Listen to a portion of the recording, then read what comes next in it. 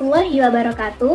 Saya Mafisri Wahyu Tiara dengan NIM belakang 048, kelas 2B Program Studi Pendidikan Bahasa dan Sastra Indonesia, UIN Syarif Hidayatullah Jakarta. Video dengan materi analisis fonemik yang meliputi analisis fonem, kluster, dan alofon ini dibuat untuk memenuhi tugas ujian akhir semester mata kuliah fonologi yang diampu oleh Ibu Neneng Nurjanah, Magister Humaniora. Baik, materi yang pertama adalah analisis fonem. Sebelumnya, pengertian fonem adalah satuan bunyi terkecil yang mampu menunjukkan kontras makna. Selain itu juga, fonem merupakan bunyi bahasa yang membedakan makna. Contoh dari analisis fonem ini yang pertama adalah A dan U, yang mendapat pasangan minimal kasar dan kasur. Kasar dalam Kamus Besar Bahasa Indonesia berarti sebuah tekstur yang kasar atau kesat saat diraba, sedangkan kasur adalah sebuah benda yang digunakan untuk alas tidur. Jadi, A dan U merupakan fonem.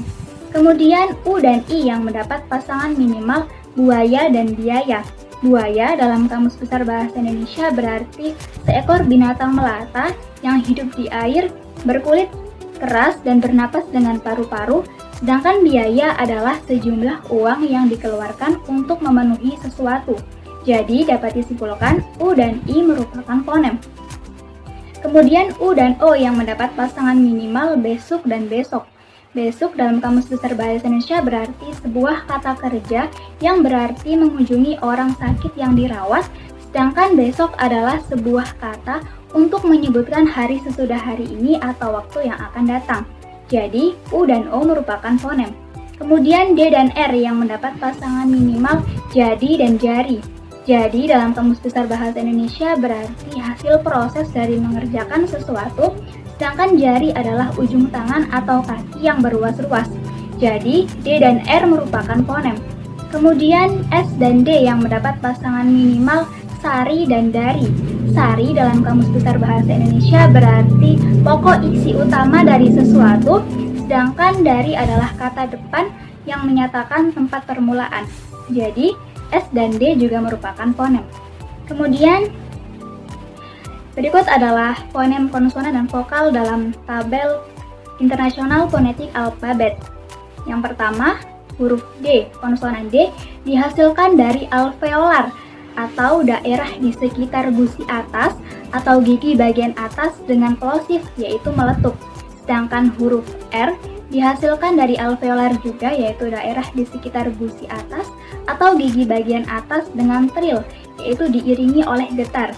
Sedangkan huruf S dihasilkan dari alveolar juga daerah di sekitar gusi atas atau gigi bagian atas dengan frikatif yaitu mengalami geseran.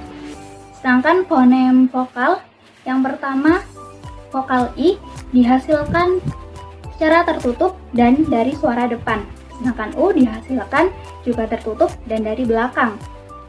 Vokal O dihasilkan setengah tertutup dan juga dari belakang, sedangkan vokal A dihasilkan terbuka dan dari depan. Selanjutnya adalah distribusi fonem. Yang pertama, contoh distribusi fonem dari A. Jika di awal contohnya ajik, jika di tengah contohnya jari, jika di akhir contohnya dua.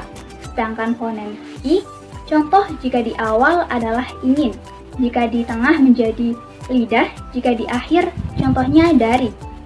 Fonem U, jika di awal contohnya ulat, jika di tengah contohnya jatuh, dan jika di akhir contohnya batu. Sedangkan fonem O, contoh jika di awal obat, jika di tengah contohnya kopi, dan jika di akhir contohnya soto. Sedangkan fonem D, jika di awal contohnya daun, jika di tengah contohnya adat, dan jika di akhir contohnya abad. Fonem R, jika di awal contohnya rantai, jika di tengah contohnya arah, dan jika di akhir contohnya akar. Sedangkan fonem S, jika di awal contohnya santan, jika di tengah contohnya tisu, dan jika di akhir contohnya usus. Selanjutnya adalah analisis kluster. Sebelumnya, pengertian dari kluster adalah deret fonem konsonan yang ada dalam satu silabel. Contoh dari kluster NK pada kata sangsi. Sang, silabel sang itu mempunyai struktur silabel konsonan, vokal, konsonan, dan konsonan. Sedangkan sang tadi mempunyai struktur fonotaktik yaitu onset, nuklus, koda, dengan koda. Selanjutnya adalah analisis alofon. Sebelumnya pengertian dari alofon adalah variasi fonem berdasarkan posisi di dalam kata. Contoh dari analis alofon ini yang pertama fonem A. Itu contohnya suku kata terbuka ayah dibagi menjadi dua silabel yaitu silabel A dan yah. Setelah silabel A itu tidak diikuti oleh huruf konsonan yang menyebabkan ayah ini menjadi suku kata terbuka. Sedangkan contoh dalam fonem A pada suku kata tertutup adalah vokal. Setelah huruf A dalam silabel kal itu diikuti oleh huruf konsonan L yang menyebabkan vokal ini menjadi suku kata tertutup. Kemudian contoh dari fonem I adalah kita, silabel ki dan silabel ta. Setelah i dalam silabel ki tidak diikuti oleh huruf konsonan yang menyebabkan kita menjadi suku kata terbuka. Berbeda dengan minta. Setelah silabel min, i, itu diikuti oleh huruf konsonan n yang menyebabkan minta ini termasuk suku kata tertutup. Kemudian contoh dari fonem u adalah ular, dibagi menjadi dua silabel yaitu u dan lar. Setelah silabel u itu tidak diikuti oleh huruf konsonan yang menyebabkan ular ini termasuk suku kata terbuka. Berbeda juga dengan puncak, silabel pun dan silabel cak. Setelah u diikuti oleh huruf konsonan n yang menyebabkan puncak ini termasuk suku kata tertutup. Kemudian fonem o contohnya adalah toko.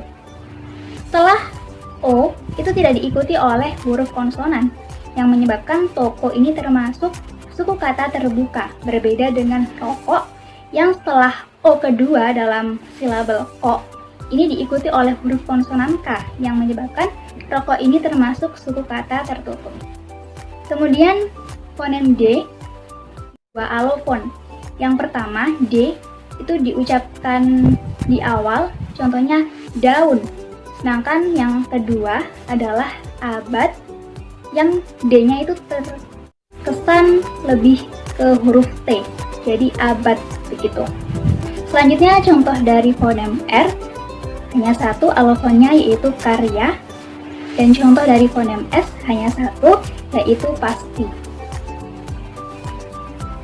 Terima kasih telah menyaksikan video ini, semoga bermanfaat. Sekian dari saya, kurang lebihnya mohon maaf. Wassalamualaikum warahmatullahi wabarakatuh.